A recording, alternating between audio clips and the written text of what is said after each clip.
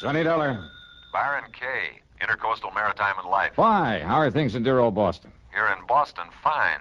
But Cod Harbor, something else again. Cod Harbor? It's a little fishing village up north of here, up near Gloucester. Yeah, I know. I handled a case up there a couple of years ago. Oh, yes, that's right. It was for Meg McCarthy, a big, blousy, brawling old gal who ran a joint she called Meg's Palace. Well, it's Meg McCarthy. After that dingy dive she was running burned down, she took the insurance money and moved away. Johnny, listen.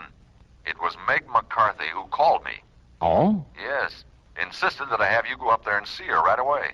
Well, she's back in Cod Harbor? And running another restaurant and rooming house. We wrote the insurance on it. What's happened up there? All she'd tell me was that if you didn't show up in a big fat hurry, she'd cancel out on us. So what do you think? I'll tell you this. Meg is used to handling things pretty much by herself. I mean, she wouldn't have called for help unless there's something pretty serious going on. The last time, you know, it turned out to be a murder. I know. So if you're willing to pay my expenses... Go to it, Johnny. Right.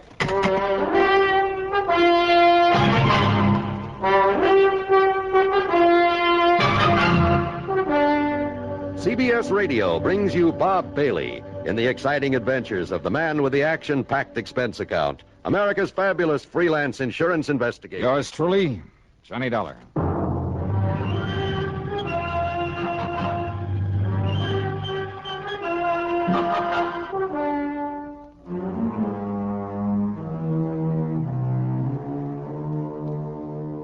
Expense account submitted by Special Investigator Johnny Dollar to the Intercoastal Maritime and Life Insurance Company, Boston office. Following is an account of expenses incurred during my investigation of the Silver Queen matter.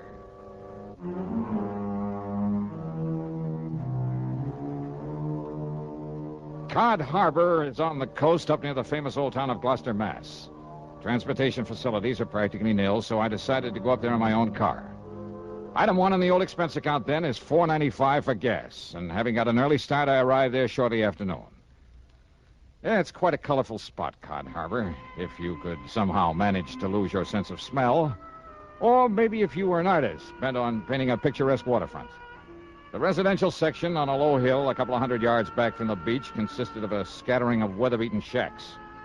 On the long wharf at the water's edge was an ice plant, a packing house, and a ship's chandler. At the end of the wharf, the disreputable-looking cafe and boarding house known as Meg's Palace. Alongside the piers that stuck out into the harbor were the really important part of the village, the fishing boats. There were schooners dating back to the last century and still carrying sail. There were power boats in all shapes and sizes, from 18-foot outboards to 80-foot diesel jobs. All of them used for only one thing, fishing the banks far out in the Atlantic with seines and trawls and trot lines. I walked on over to Meg's Palace, wondering how much the old gal had changed since I saw her last. You know something? Meg McCarthy hadn't changed one bit. And you just listen here now to me, you lop-eared blood. Meg, put down that blasted skin and leave me explain. Explain, huh? Just on account of you and that scurvy crew of swabs on that stinking tub of yours made a decent catch for once. It's no good excuse for coming over here to get drunk all over me lovely place. Ah, you crazy old biddy, will you listen to me? No! But I tell you, I'll pay you the money. I'll pay you double for them few dishes and the broken down table they busted up on you. And I tell you to keep your dirty, offensive money to yourself, Captain Andy, and get out of here and never come back. Now get! Meg, put down that frying pan. That's right square on the top of your filthy head, I'll lay it. No, Meg, Oh! Now get before I loses me temper and forgets I'm a lady. You hear me? I see tell this. you, Meg, if you start throwing them things at me, Back on here, and you stay out of here. If you hurt me, I'll kill how yous from stem to stem. All right. Me?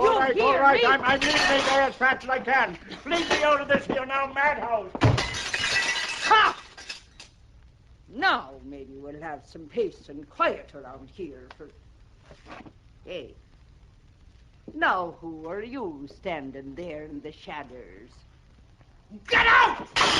All right, Meg, just knock it off. Oh, knock it off, is it? Well, I'll show you sneaking in here like a...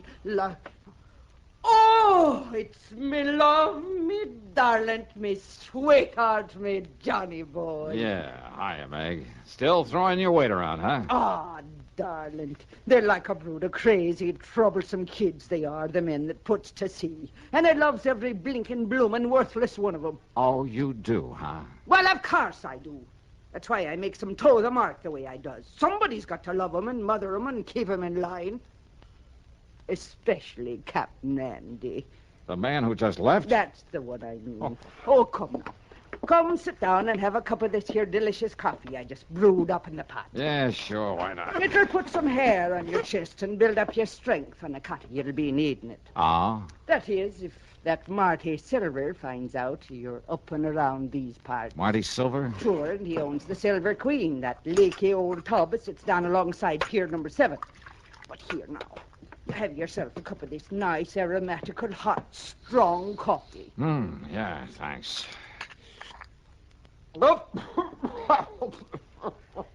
Holy, what are you trying to do, murder me? Hey? Good grief. Well, now, just a minute, me fine young, fair-feathered friend. Is it just snide and despairing remarks you'll be making about me lovely coffee, You is call it rat poison coffee? I'm most certain.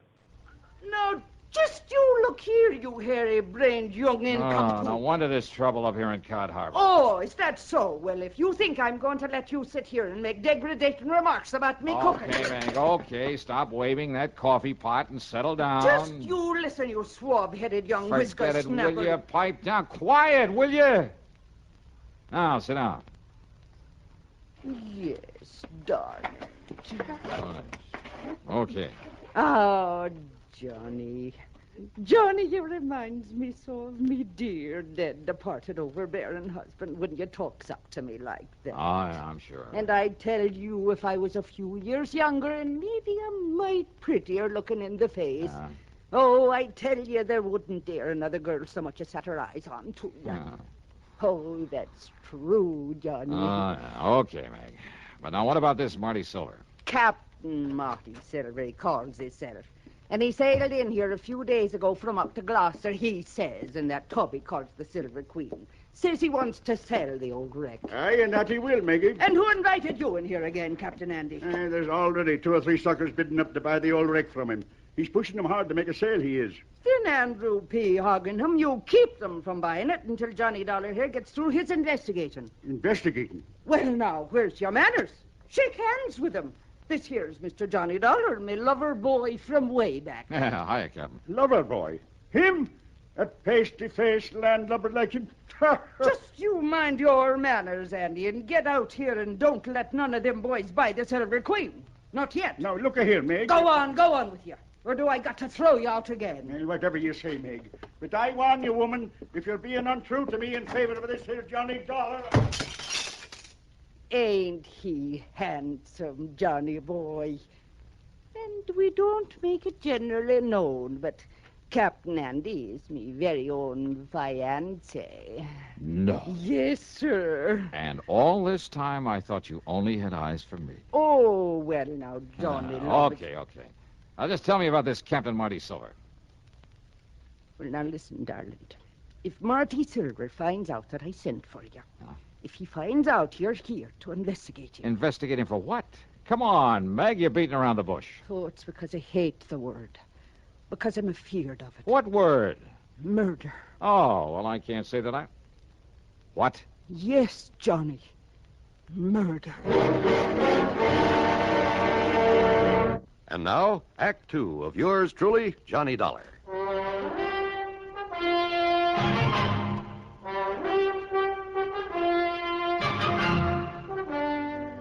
You're accusing this Captain Marty Silver of murder? I'm accusing him of preparing murder. That's why me and Captain Andy's been keeping the eye onto him. Well, just keep talking, Meg. Down from Gloucester it was. He said he'd come. But he telephoned me old friend Captain Lavery up there. And? Tom Lavery said he never heard of him. Oh, well, now, look, And that's... Tom has been living up there since every time in memoriam. Never heard of any Captain Marty Silver. So I says to myself, says I, if Captain Marty ever was there, he was using another name and maybe on forged papers. When I thought I had a suspicious mind. So then last night, I takes a real good look at his boat. The way the name was painted onto it. No wonder it was all fresh paint. Yeah? Account of the name before he painted over it was the Arctic Queen. Well, so what's wrong with changing the name of his boat? So I phoned up Captain Tom again, and you know what he told me? What, Meg? It was the Arctic Queen was supposed to have disappeared in a storm up there not 3 weeks before with the loss of all hands on board, consisting of only 2. Go on.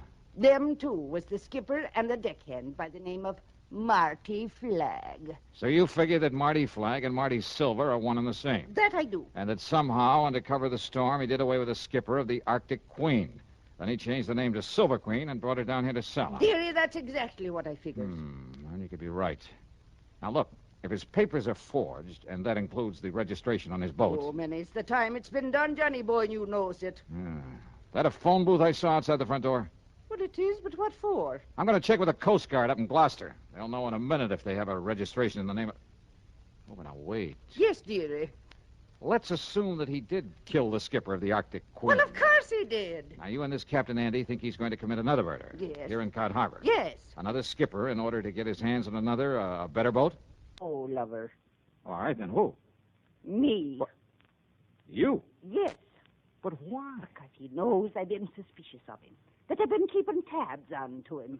And I think he's seen me when I was poking around his boat last night. Oh, no. Wait, Meg. That's not reason enough to think he might want to murder you. Oh, ain't it? All right, I'll keep an eye on him just to make sure. Oh, just to make sure, is it? Meantime, I'll check with the Coast Guard in Gloucester. Just to make sure he does want to murder me by letting him do it. Is that it now? Meg. Yes, well... Well, if I can prove his boat is the one supposed to have been lost at sea, and if his registry and papers are forged, okay, then the Coast Guard can come down here and take care of him. Meantime... What?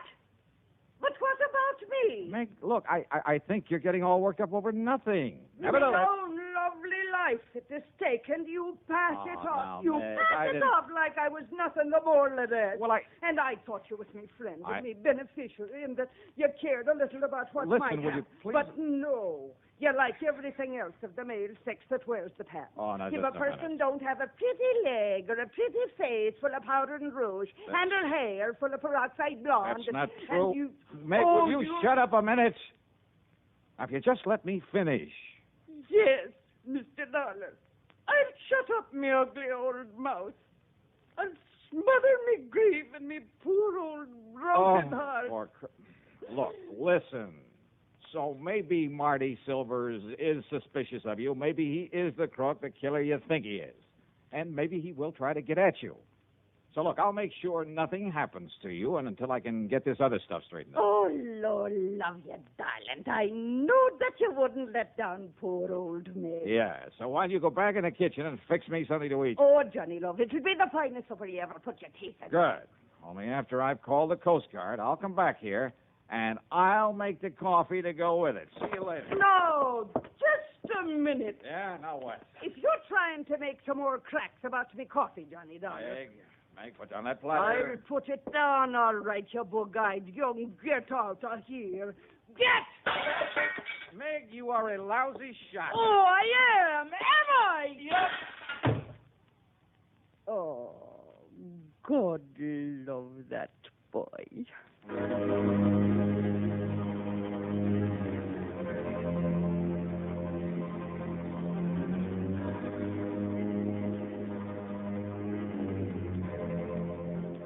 My call to the Coast Guard proved that Meg was right, 100%. They'd never heard of a Captain Marty Silver, had no record of him whatsoever. As for the boat, well, it was pretty obvious now that he must have killed the skipper of it in order to steal it, bring it down here to sell.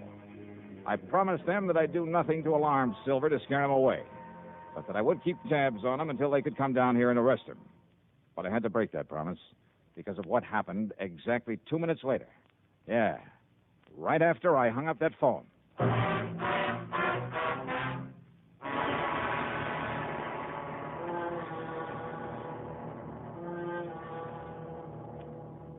And now, Act 3 of yours truly, Johnny Dollar.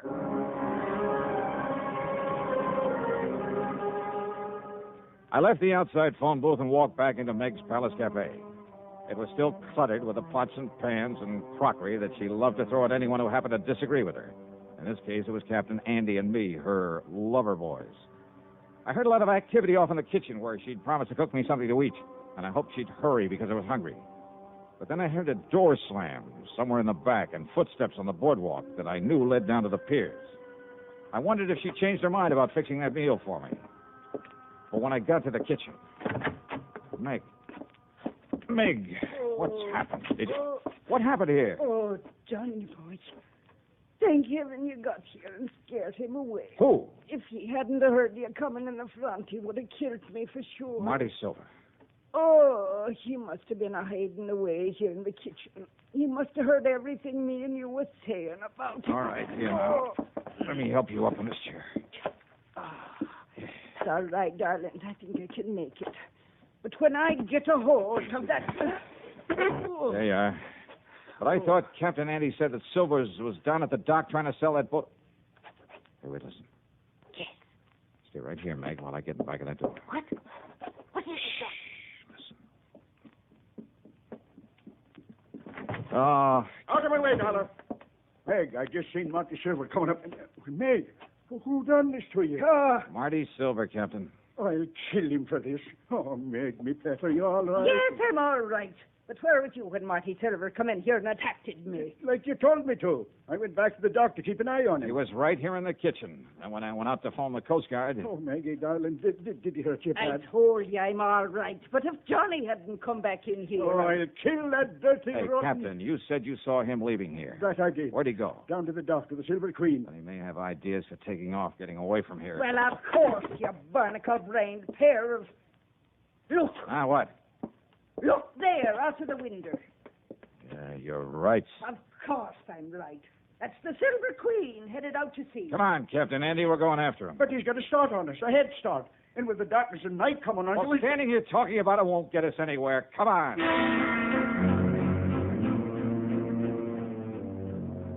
We cast off and made for the open sea because far out ahead of us we could spot the running lights of the Silver Queen.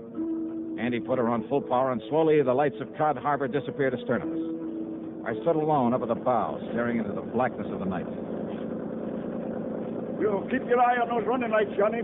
We lose them, we lose the Silver Queen. I think we're gaining on them, all right. Not very fast. Don't worry, boy.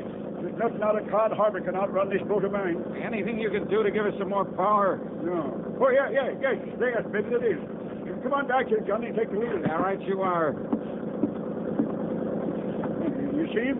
You see his lights from here, all right? Yeah, I see him. And then you take the wheel. All right, I got it. What are you going to do? I'm going to lift this engine cover and... There. Now, I'll get to this carburetor and see if I can keep her wide open, Johnny. That she is. Oh, let's slow this down. Just keep an eye on the Silver Queen. Good, that's it.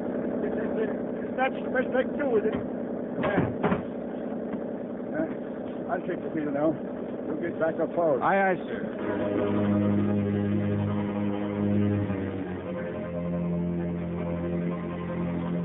As we slowly but surely pulled up on her, I could see the vague shape of Captain Marty Silver at the wheel. I could see him turn and look back at us now and then. Just a few more minutes and we'd overtake the Queen. But if Silver had a gun, I eased my .38 out of the holster, made sure I had a full load, just in case. And then it suddenly occurred to me that if he could see us and our lights were far brighter than those of the Queen. I went on back to Captain Andy at the wheel. Keep going along now, Johnny boy. Hey, where's the switch to the cabin lights? Yes? If Silver is armed, then when we get up close to him, he'll be able to pick us off like ducks in a shooting gallery. You're right. The switch is right there inside the... No, look. Huh? Silver has turned them off. Turned off all these lights. We lose him. We'll never catch him now. Won't we? Hey, doesn't the spotlight work? Sure it does. Turn it on. I'll put out the other light. Good. Hey, where's the switch for this spotlight? Here. Running lights. Now the cabin lights. The switch, Captain. Now we're just as black as she The is. switch for the... Oh, here it is. Now swing that lighter on, Johnny, so you cover the whole horizon with it. Right. When you get it on him, I'll... What's that? It's coming about. It's going to run us down. I see it. Shove the wheel hard to port. Give it a gas. I am. But he's got us in the turn. We're losing way. Come on, faster, Captain. As soon as we get back on the straight course, keep the searchlight on him, square in his face. Maybe you can blind him. Maybe, if I'm lucky, with my other hand. Oh, we'll never make it, boy. We'll never make it. Now, hold it steady. But he'll ram us right across the Hold it steady. But, Johnny, don't you see?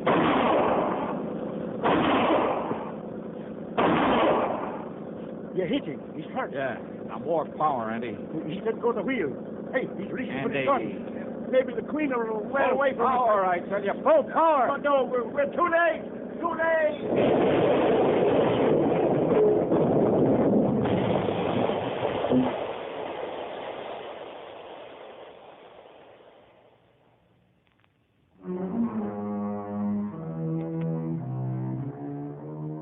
Well, I suppose I ought to make some crack about it being a long swim back to Cod Harbor. But I won't because it wasn't. The Silver Queen sank like a rock, and with the help of the spotlight, we finally managed to find and pick up the body of Marty Silver. Then, with both Andy and me bailing like mad, we slowly limped on back to port. And that's about it. Expense account total, including room and board at Meg's Palace and another tank full of gas, $58.35. Yours truly, Johnny Dollar.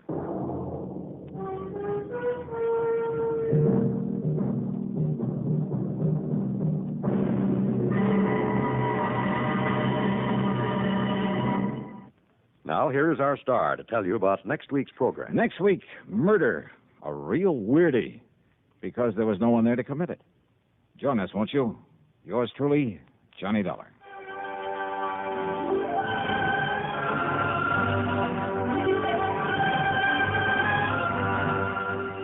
Yours truly, Johnny Dollar, starring Bob Bailey, originates in Hollywood and is written, produced, and directed by Jack Johnstone. Heard in our cast were Virginia Gregg, Olin Soule, and Ralph Moody. Be sure to join us next week, same time and station, for another exciting story of yours truly, Johnny Dollar.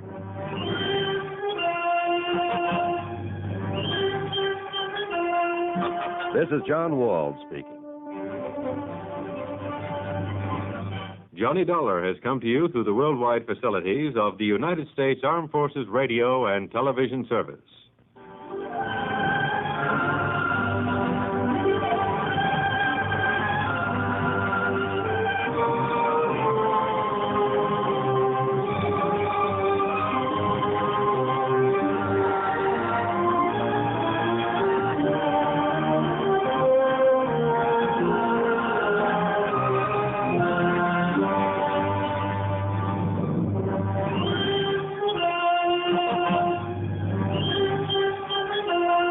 Thank you.